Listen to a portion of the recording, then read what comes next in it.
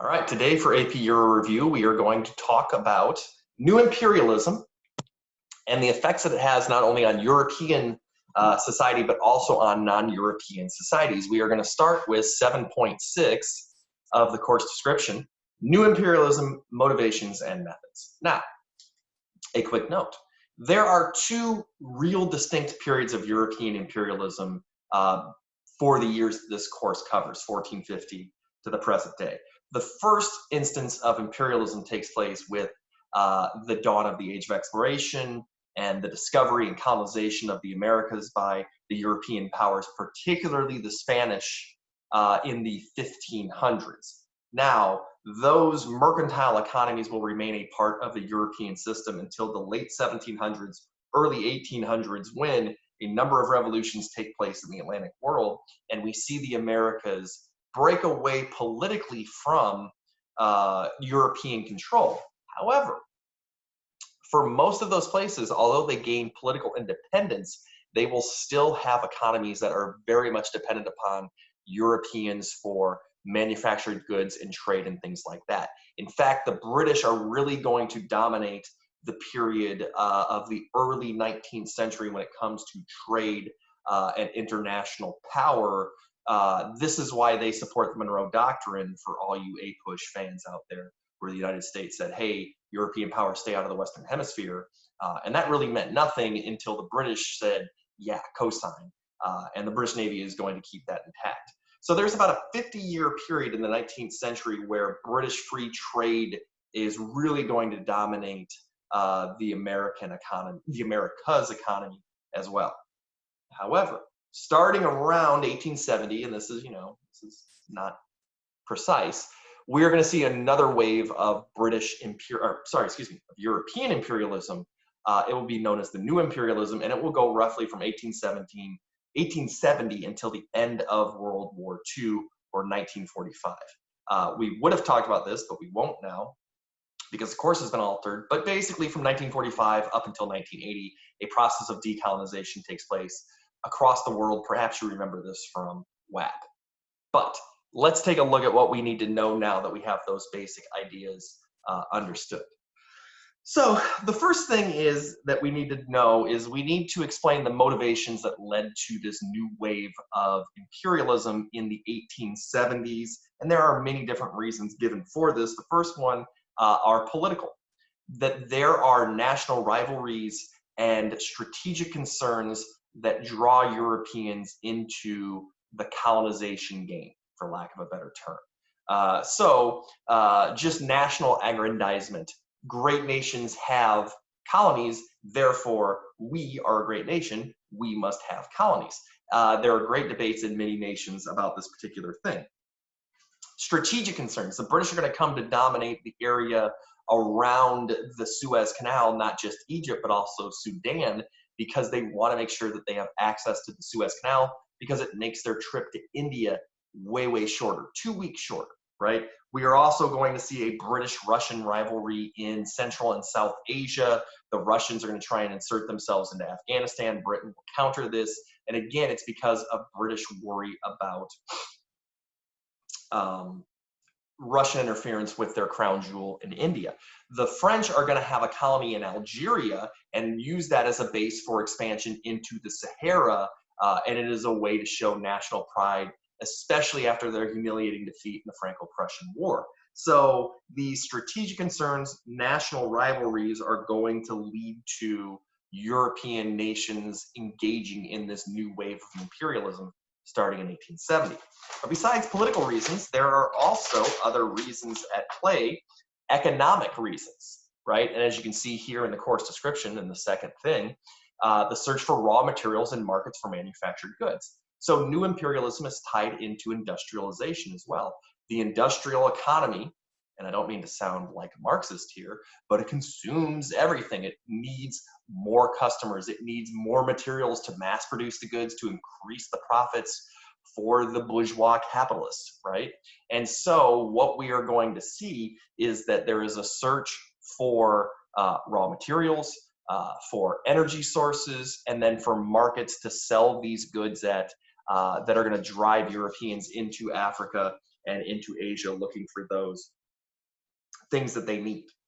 And then third, there are cultural reasons that are going to be used to justify imperialism. And we talked about this in the last video with the rise of social Darwinism. So we can see in the illustrative examples, all these things really mean the same thing. The white man's burden, mission, the civilizing mission, I'll just say it in English, and social Darwinism all held that Europeans possess greater civilization and either implicitly or explicitly, that's because of racial differences between them. And so therefore it is the obligation of the white European to spread European civilization to the savages of the world who wouldn't be able to gain that level of civilization if left to their own devices, right? And so racism is going to be used to justify the colonization of these places, right? This is a time of like pseudo-racial science.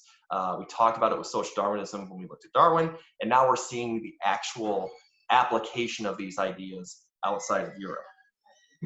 All right. Also, now that we know why Europeans did it, we have to talk about why they were able to. And basically, it is going to be the advantages that the Europeans have gained through industrialization that is going to enable them to do this. They have developed advanced weaponry that is going to far surpass any of the firepower that Asian or African civilizations can bring to the table. Again, if you look at the course description, the mini ball, a new type of bullet, the breech loading rifle, and then most importantly, the machine gun. If you remember on our last test we took, I had that poem about the Maxim gun that talked about how it was used to suppress a rivalry. There was a battle, the Sudan, in Sudan, Burman, I believe the battle was called. 11,000 Sudanese die, 47 Englishmen die in the battle. So just huge military advantages.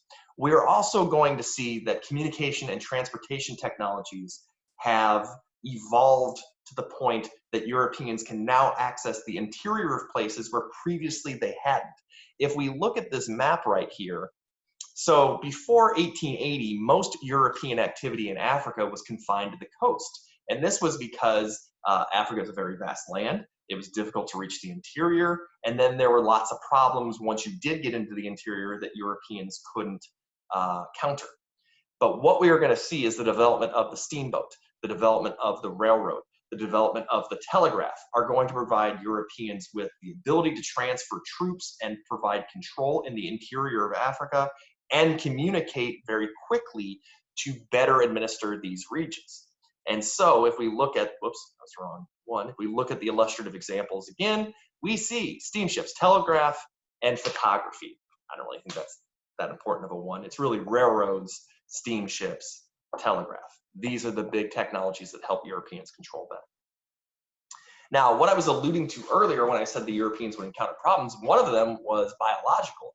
There were diseases that existed within equatorial lands that Europeans had no natural immunities for, and it would cause them lots of problems: malaria, yellow fever, other ones. Well, what we are going to see is that the medical advances of the industrial era are going to be applied to the diseases encountered in these places, and we will see cures for them. So Pasteur's germ theory and quinine, which is going to cure malaria, and the use of public health projects are going to allow Europeans access to places that otherwise they would not have had access to, right? And so this is going to allow for Europeans not only to take those places over, but also allow them to move to these places. We will see a settler population, which is white European settlers moving into African and Asian societies. We are about to read The Stranger, which takes place in the French colony of Algeria, and the main character, Mersal, is a French Algerian. Okay, so that's all for 7.6.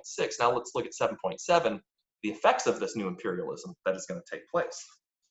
And the big picture that we want to talk about here is how does imperialism affect European societies as well as non-European societies, right? So this is one of the few times that the European course description moves outside of European borders. Really, the only other time that we see this is when it talks about colonization in the Americas and the effect it has on their societies as well, and the African slave trade that is taking place in the 15th, 16th, and 1700s. Okay, so imperialism is going to affect European society, diplomacy, and culture in Europe and it's going to produce a reaction against it abroad. All right, so diplomatic tensions. Europeans are going to be competing for colonies, and it's oftentimes going to create ill will between European nations. And so Europeans are going to have to negotiate and engage in diplomacy to avoid these conflicts from erupting into larger wars. The best example of this is the Berlin Conference of 1884 to 1885, which again explains this map here on the right. Basically, all the European nations, I think there's 14 of them, they get together and, you know, not quite specifically or explicitly, but basically they come up with a plan for the colonization of Africa, deciding who gets what makes a colony an official colony. And the whole purpose of this conference is to resist conflict arising out of imperialist actions by Europeans in Africa. Right, so this is known as the Scramble for Africa. The Berlin Conference really deals with that. The Moroccan crisis, this is Kaiser Wilhelm's misadventures in foreign policy. Basically, he tries to, you know, scare the French into thinking that Germany is going to take over their Moroccan colonies. Not as important. All right, so there is also going to be debate within European societies about whether imperialism is a good thing. And so there will be debates. The Pan-German League is going to argue that Germany is a great power, and so therefore they need colonies, even though that wasn't really a goal of Bismarck's. The Congo Reform Association, this was when Leopold sort of made the claim that he was going to improve the lives of the Congolese, which of course he doesn't, lots of exploitation there and things like that. Now, the interaction with non-European subjects and peoples is going to have a profound influence on European culture. We will begin to see the use of African and Asian or cultural artistic techniques and subjects in European art more so.